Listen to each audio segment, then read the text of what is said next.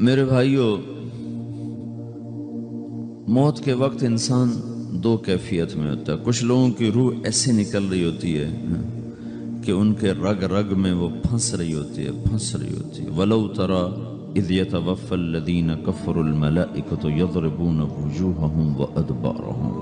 کاش تم دیکھ سکتے وہ منظر جب اللہ کے فرشتے نافرمانوں کی روح کو نکال رہے ہوتے ہیں تو ان کے منہ پہ بھی مارتے ہیں، ان کی کمر پر بھی مارتے ہیں۔ اور اخرجوا انفسکم اليوم، نکالو آج اپنی روحوں اور جانوں، اب تم بچ نہیں سکتے ہو۔ وہ پیچھے ہٹنا چاہتے ہیں، رب ارجعون، مجھے واپس کر دے تھوڑی دیر کے لیے، لعلی اعمل صالحا، اب میں پورا ٹھیک مسلمان بن کے چلوں گا۔ تو اس کے جواب میں ہوتا ہے، اور حدیث پاک میں آتا ہے کہ ملک الموت اترتا ہے، اس کے ساتھ 4 فرشتے ہوتے ہیں۔ وہ 4 فرشتے آتے اس کی پٹائی شروع کر دیتے ہیں۔ ابھی پرسوں یہ حدیث میں نے پڑھی ابن ماجہ میں کہ ملک الموت کہتا ہے ایتھا النفس الخبیثہ کانت فی الجسد الخبیث، اے خبیث روح جو خبیث جسم میں تھی، اخرج، باہر آؤ۔ اب وہ واپس تو ہو نہیں سکتا، اپنے آپ کو روک تو سکتا نہیں، تو وہ حیران پریشان خوف زدہ، تو اس کے جواب میں اس کو ملک الموت کہتا ابشری بحمیم وغساق وآخر من شکلہ ازواج، تیار ہو جا خوفناک عذاب کے لیے اور کھولتے پانیوں کے لیے، کانٹے دار جھاڑیوں کے لیے اور بے شمار عذاب کی شکلوں کے لیے۔ تو اس کی روح کو جب کھینچتے ہیں تو رگ رگ سے وہ کٹ کے نکلتی ہے، تو سارا وجود زیر و زبر ہوتا ہے، سکرات کا درد ساری دنیا کے دردوں پر حاوی ہے۔ جب اس کی روح نکلتی ہے اور اس کو لے کر آسمان پر چلتے ہیں تو دروازے پر پہنچتے ہیں تو اندر سے فرشتے پوچھتے ہیں کون ہے؟ کہتے ہیں فلاں کا بیٹا ہے۔ کا نفس خبیثہ فی الجسد الخبیث، یہ تو وہی بدماش ہے جو بدماش جسم میں تھا، یہ وہ بدبخت روح ہے جو بدبخت جسم میں تھی، اس کے لیے آسمان کے دروازے نہیں کھل سکتے، اسے واپس کر دیا جائے۔ تو آسمان کے دروازے لا تفتح لهم ابواب السماء ولا يدخلون الجنة حتى يلج الجمل في سم الخياط، کہ ان کے لیے آسمان کے دروازے نہیں کھلیں گے اور ان کے لیے جنت کے دروازے نہیں کھلیں گے، پھر یہ وہاں سے نیچے گرائے جاتے ہیں جو اللہ کا قید خانہ ہے سجین۔ وما ادراک ما سجین کتاب مرقوم، وہ تمہیں خبر نہیں کہ وہ کیا خوفناک قید خانہ ہے جو اللہ تعالیٰ نے بنایا ہے، اسے وہاں دھکیل دیا جاتا ہے۔ پھر قیامت تک اس کے لیے انتظار کی گھڑیاں ہیں اور عذاب کی شدت ہے۔ اور جب کوئی نیک آدمی اللہ تعالیٰ کے دربار میں جانے کا اس کا وقت آتا ہے تو اللہ تبارک و تعالیٰ فرماتے ہیں ان الذین قالوا ربنا اللہ ثم استقاموا تتنزل علیہم الملائکۃ الا تخافوا ولا تحزنوا وابشروا بالجنة التي كنتم توعدون نحن اولیاؤکم فی الحیاة الدنیا وفی الآخرہ ولکم فیہا ما تشتہی انفسکم ولکم فیہا ما تدعون نزل من غفور الرحیم۔ جب کوئی نیک مرد عورت کے جانے کا وقت آتا ہے تو اس کے لیے بھی فرشتے آتے ہیں اور آ کر اس کو خوشخبری دیتے ہیں اور آ کر اس کو تسلی دیتے ہیں کہ آپ غم نہ کریں، پیچھے والے بھی آپ کو مل جائیں گے، آپ خوف نہ کریں، آگے ساری منزلیں آپ کے لیے آسان ہیں، آپ کے لیے جنت بھی تیار ہے، رب بھی مہربان ہے۔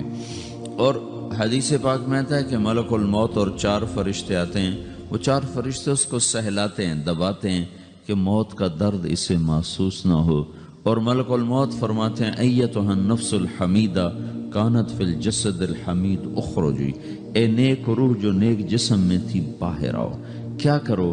وابشری بروح وریحان ورب راض عنک غیر غضبان، آپ کو بشارت ہو آپ کے لیے جنت تیار ہو چکی ہے اور وہاں کی ساری نعمتیں آپ کے لیے میسر ہو چکی ہیں اور اللہ آپ پہ راضی ہو چکا ہے اور اللہ آپ پہ خوش ہو چکا ہے۔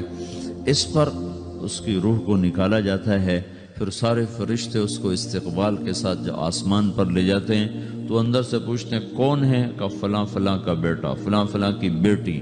کہتے ہیں نفس حمیدہ فی جسد حمید، یہ تو نیک روح تھی جو نیک جسم میں تھی، مرحبم بہی، اس کو ہم سب استقبال کس کا کرتے ہیں، اور ایک دم آسمان کے دروازے کھلتے ہیں، پھر وہ پہلا، دوسرا، تیسرا، چوتھا سارے آسمان پار کرتا ہوا اللہ پاک کے عرش کے نیچے کے جا کر، مرد ہے یا عورت، وہاں جا کر سجدے میں سر رکھتا ہے، اور اللہ تعالیٰ فرماتے ہیں ہاں اس نے ہمیں خوش کیا، ہم اسے خوش کریں گے، اور اس کو عافیت کے ساتھ وہاں آسمان میں، پہلے آسمان سے لے کر اللہ کے عرش تک یہ سب ویٹنگ روم بنے ہوئے، جہاں اللہ اپنے اپنے درجات کے مطابق جنت والوں کو ٹھہراتا ہے، اور وہ انتظار گاہ ہے، اور وقت ختم ہو جاتا ہے، لہٰذا انتظار کی جو تکلیف ہے وہ بھی ختم ہو جاتی ہے۔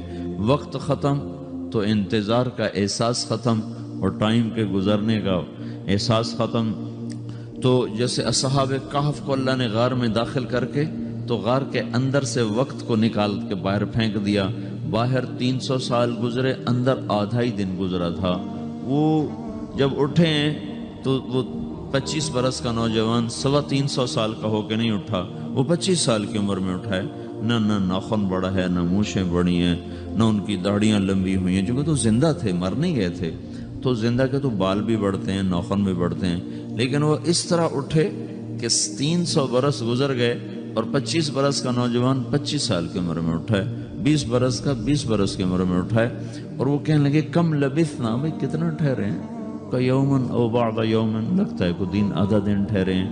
وہ صحیح کہہ رہے تھے، باہر اللہ تعالیٰ نے وقت کی گھڑی کو چلائے رکھا، اور اندر غار میں اس کو سوئچ آف کر دیا، نکال دیا، یہاں وقت کو داخل نہیں ہونے دیا، تو وقت کے گزرنے سے جو بھی اثرات مرتب ہوتے ہیں وہ ان پر مرتب نہیں ہوئے، تو وہ 20 آدھا ہی دن کے بعد اٹھے ہیں، باہر 300 سال، اندر آدھا دن۔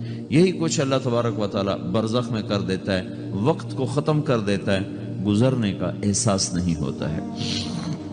تو اس طرح میرے عزیزو، یہ دو موتیں ہر انسان دیکھتا ہے، یا وہ جنت کے فرشتوں کا استقبال دیکھتا ہے، یا جہنم کے فرشتوں کی مار اور پٹائی کو سہتا ہے۔ رابعہ بصری رحمۃ اللہ علیہ کا انتقال ہونے لگا تو انہوں نے رات کو فوت ہوئی، تو انہوں نے اپنی خادمہ کو بولا کہ فرمایا کہ کسی کو بتانا نہیں، جب میں مر جاؤں تو پڑوس میں 2-4 کو بلا کر نا میرا جنازہ پڑھوا دینا، اور جس کرتے میں تہجد پڑھتی تھی وہی میرا کفن بنا دینا، اور صبح بے شک لوگوں کو بتا دینا، میرے مرنے کے بعد میری میت کو رکھنا نہیں، فوراً دبا دینا۔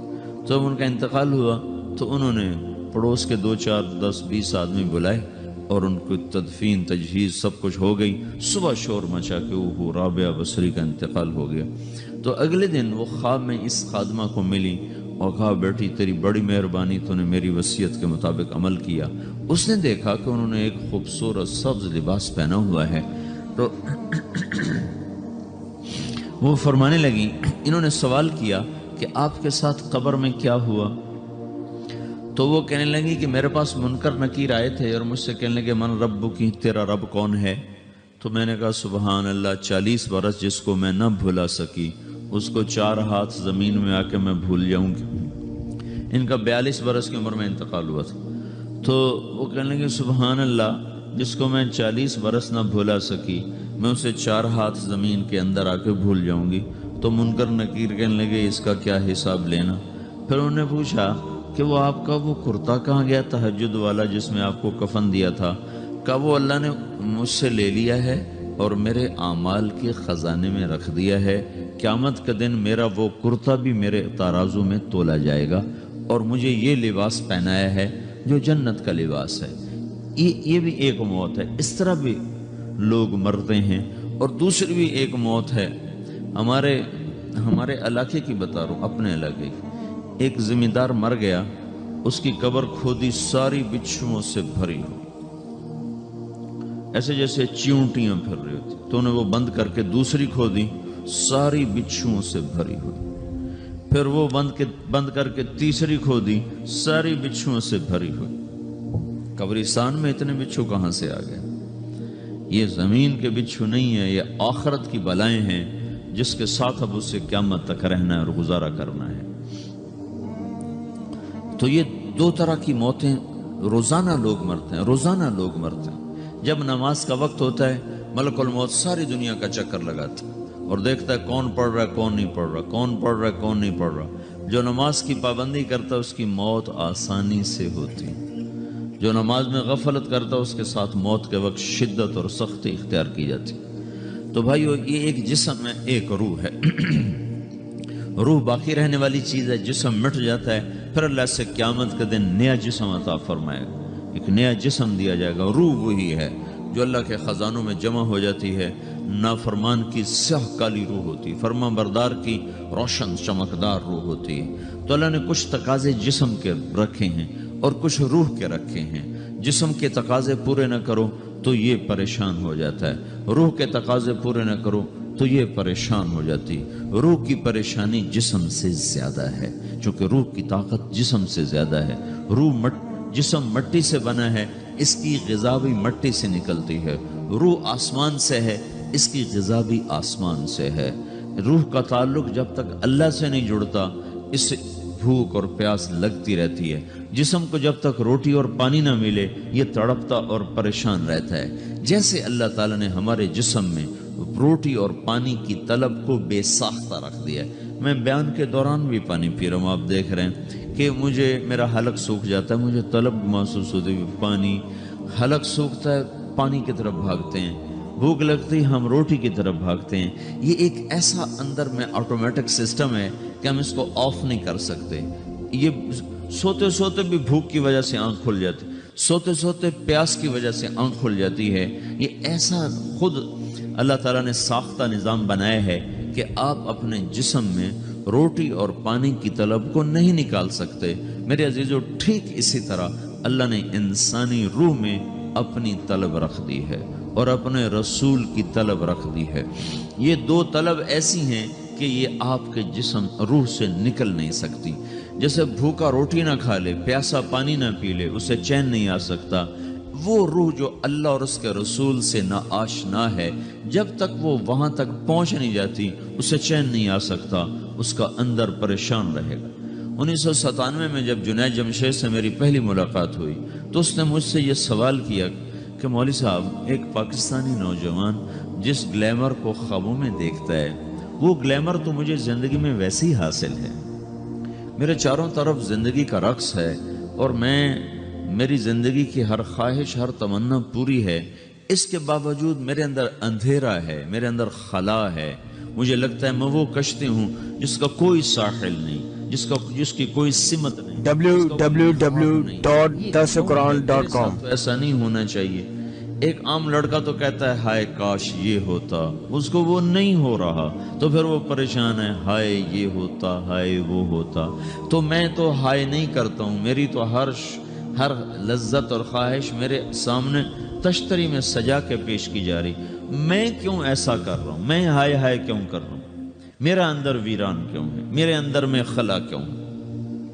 یہ وہی خلا ہے کہ وہ روح کی پیاس کو شراب میں بجھانا چاہتا ہے، وہ روح کی پیاس کو لڑکی میں بجھانا چاہتا ہے، وہ روح کی پیاس کو موسیقی سے بجھانا چاہتا ہے، وہ روح کی پیاس کو دنیا کی رعنائیوں میں 5 اسٹار ہوٹلوں سے بجھانا چاہتا ہے۔ روح کیا جانے روٹی کیا ہے، شراب کیا ہے، پانی کیا ہے، عورت کیا ہے، موسیقی کیا ہے، گھنگرو کیا ہے، پائل کیا ہے، چھنکار کیا ہے۔